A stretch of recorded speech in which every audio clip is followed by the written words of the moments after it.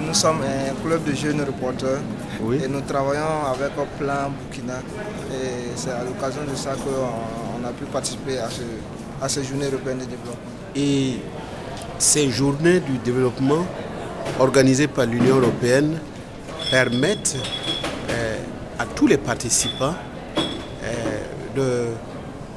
d'être informés sur les possibilités de financement et du développement que l'Union européenne met en place pour aider les pays en voie de développement, les pays du Sud, pour atteindre les objectifs du millénaire, pour améliorer l'environnement, le cadre de vie des populations et créer ce qu'on appelle le développement durable.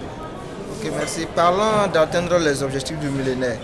Et quels sont les projets phares qui impliquent directement la frange jeune au Burkina Faso?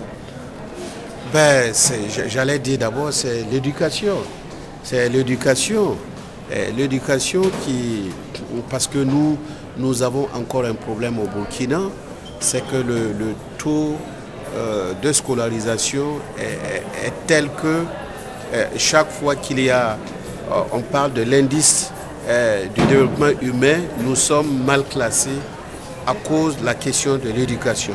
Donc nous sommes en train de mettre un accent particulier au niveau des villes, et notamment au niveau de la ville de Ouagadougou, pour accompagner les efforts de l'État central dans le domaine de l'éducation. C'est pour ça que nous construisons des écoles, nous construisons des lycées, nous essayons de mobiliser de l'argent venant donc des autres partenaires pour pouvoir augmenter la capacité éducative, la capacité de recevoir des élèves dans les lycées, dans les écoles.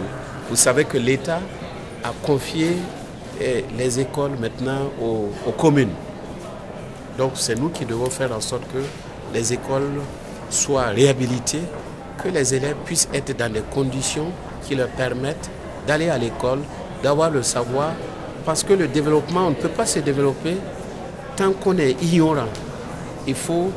Et c'est pour ça qu'on veut mettre un accent particulier sur l'éducation.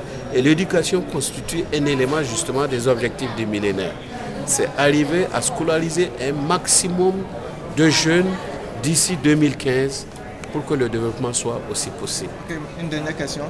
Alors, quelles sont les stratégies mises en place pour faciliter l'intégration des jeunes dans le système politique au Burkina Faso en vue de promouvoir une bonne gouvernance?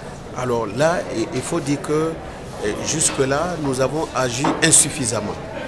Alors, mais sachez que dans les mois à venir, nous allons, au niveau de l'association des municipalités du Burkina, créer des initiatives pour que dans nos communes, il y ait des conseils municipaux de jeunes qui vont aussi se réunir pour influer sur les décisions du conseil municipal de la ville, pour que nous puissions prendre en compte ce que les jeunes pensent aussi des actions que nous devons développer pour que ces jeunes puissent participer au développement.